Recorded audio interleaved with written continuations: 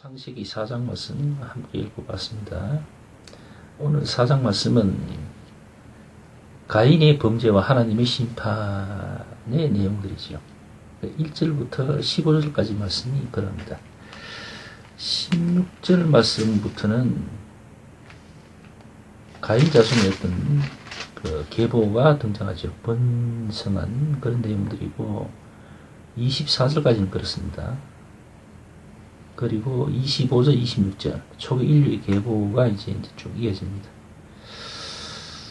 근데 사실 여기 우리가 이제 구약 말씀 보면은 이제 우리 그 아담의 계보, 즉 그 인류의 조상들의 어떤 그 족보라고 해야 됩니까?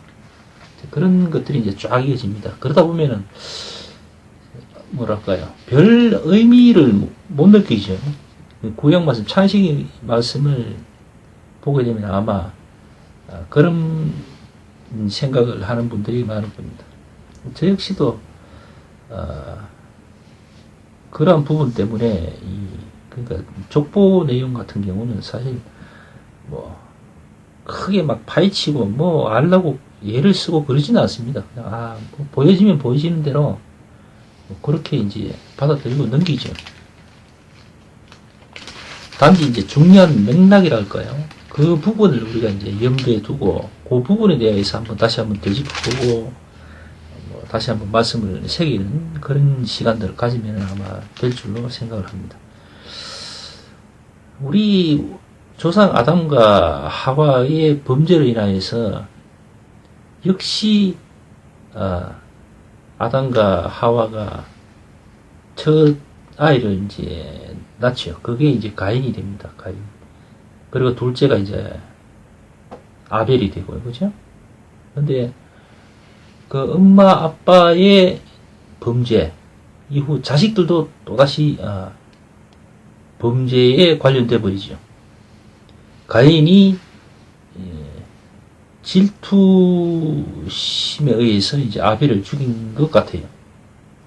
근데 이제 뭐 꼭 그런 부분 때문에 뭐 죽였다라고 할지 그건 잘 모르겠습니다만 어쨌든 하나님이 아벨의 제사는 받아들이고 연락하시고 가인의 이것은 받지를 않으셨죠. 그러니까 가인의 입장에서는 이제 그게 불만이 되는 겁니다. 근데 하나님이 이유 없이 이제 그러지는 않으셨겠죠. 물론 이유가 있을 겁니다. 보통 우리 사람이 보면은 뭐 이유 없는 죽음이 어디 있겠느냐, 그 공동묘지에 볼록볼록 묘자리가 다 있는데 그 수많은 죽음들이 다 나름대로 할 말이 있고 또 이유가 있을 거 아니냐, 변명할 것도 있고 다 있을 거다, 그렇게 얘기하는 사람도 있습니다. 누가 죽고 누가 살고의 문제가 아니고 오늘 말씀 이야기하고자 하는 것은 우리의 그 조상 첫 번째 그 아담과 하와의 범죄 이후에 그 범죄가 이어진다는 거죠. 연속성을 지금 이야기하고자 하는 것 같아요. 그러니까 아담과 하와가 범죄를 지었어도 그 자식대에서는 이제 범죄와 관련이 없어져 버리면은 아마 이런 내용들이 이렇게 지금 말씀으로 기록되지는 않았을 겁니다. 아마 다른 방법으로 다른 어떤 모양의 어떤 말씀들이 있거나 아니면 이 부분이 없어졌을 거예요. 근데 아담과 하와 사이에 자식이 생겼는데 그 자식이 가인이고 그 가인 역시도 살인을 저지르게 됩니다. 그것도 존속살인이죠. 요즘 말로 하자면 동생을 그냥 쳐 죽여버립니다.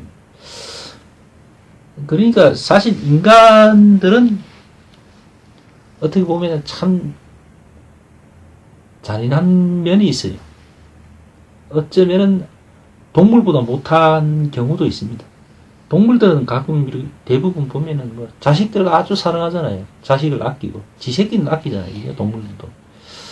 그리고 형제간에 막 이래 죽이고 하는 경우는 물론 있기도 하지만은 그렇지 않은 경우도 들어 있습니다. 사실 형제간에 서로 잡아먹고 하는 그런 경우가 뭐 들어있기도 하지만은 또 그렇지 않은 부분도 있어요, 사실.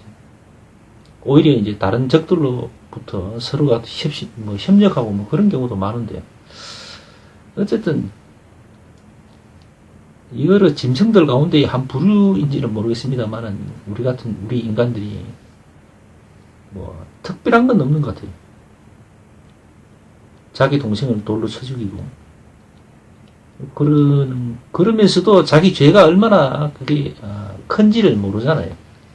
하나님이 네 동생 어디 있냐 그러니까 내가 동생을 돌보는 사람이 이러면서 다부로 고개 빳빳이 쳐들고 하나님께 대꾸합니다.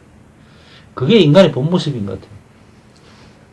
뭐 교회를 다니든 안 다니든 간에 요즘도 보면은 아주 막 참 징그러울 만치 아주 독한 죄를 짓고 양심의 가책도 없이 막 그런 사람들 들어 보이잖아요, 그죠? 뉴스 같은데 매스컴에서 이제 들어 나오잖아요.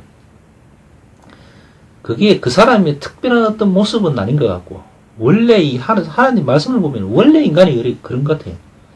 그 정도의 차이지, 인간이 원래 그렇게 좀 악한 부분이 아주 있는 것 같습니다.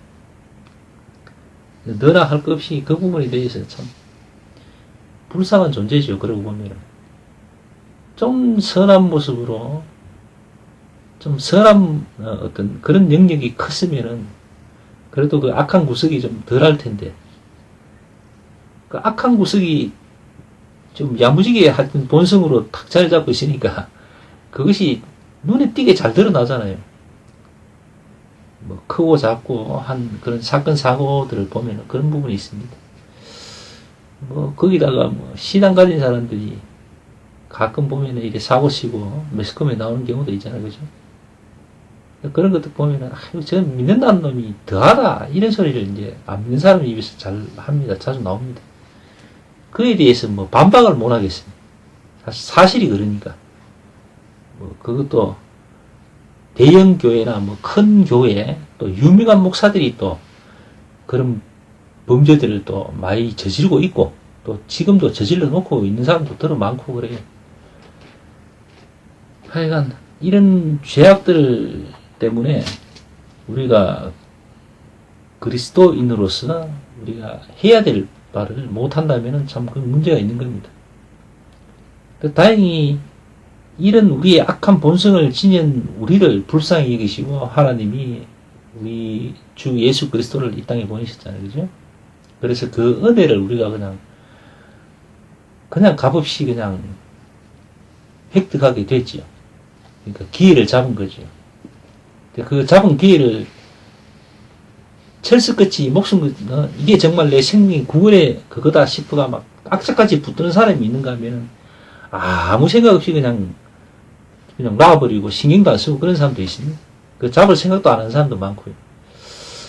그런 모습 보면 참 안타깝습니다. 오늘도 사실 그 대구 앞산 쪽을 이제 제가 좀 다녀왔는데,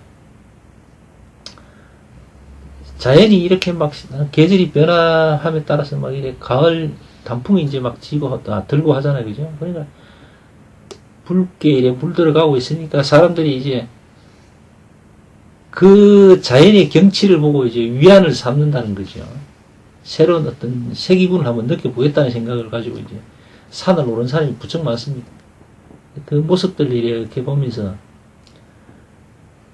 삶에 지쳐서 그렇게라도 자연을 봄으로써 이제 위안을 찾겠다는 거죠. 힘을 얻어보겠다는 거죠. 그래야 또 내일을 또 살아낼 수 있을 거라 그렇게 생각하는 거죠. 근데 사실 그런다고 뾰족한 생기는 건 아니죠.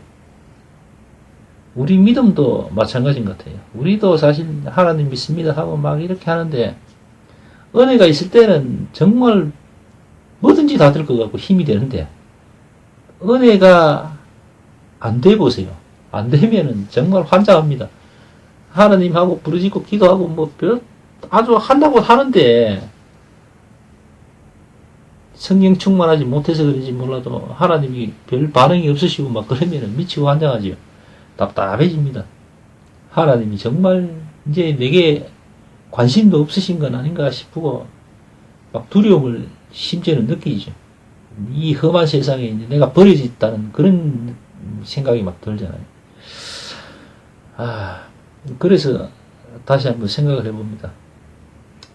우리가 보통 세상 사람들처럼 이 자연을 보고 위안을 삼고 거기에서 힘을 얻고 그래서는 안 되겠죠. 우리의 힘이 되시고 우리의 능력이 되시고 우리의 승리가 되시는 분은 하나님이시고 예수 그리스도시잖아요. 그죠? 그분을 느끼고 체험하고 그렇게 함으로써 이제 우리가 이 세상을 이겨내야 되는데 그게 이제 안 되면은 정말 힘듭니다. 그게 되도록 우리가 서로가 협력하고 이렇게 기도해주고 했으면 좋을 것 같아요. 보기에 저분 좀 믿는 사람인데 요즘 무척 힘든 것 같다 그렇게 여겨지면은 그분을 위해서 기도해 주시기 바랍니다. 그러다 보면은 그분이 또 제 모습을 보고 또 저를 위해서 또 기도해 줄 수 있고 뭐 그렇잖아요. 그죠? 그래서 서로가 이렇게 이제 협력하고 기도해 주고 하는 게 이런 게 참 절실하고 필요할 때인 것 같아요. 저 사람 뭐 어떻고 저떻고 하면서 험담하고 시기하고 그런 거는 사실 전혀 일생에 도움이 안 됩니다. 좋을 게 하나도 없어요. 오히려 서로가 서로를 불쌍히 여기고 이렇게 도와주고 기도해주고 막 그러면은 그럼으로써 이제 하나님의 나라 그리스도의 계절이 좀 더 가깝게 다가오겠죠. 그게 하나님이 원하시는 바고 아마 그런 거 아닌가 생각됩니다. 어쨌든 이제 저물어가는 가을 여러분들 가정과 교회 위에도 다들 은혜가 가득하시기를 바라면서 하나님을 구하는 그런 시간 다시 한번 가져보시고 오늘 예배는 여기서 마치기로 하겠습니다.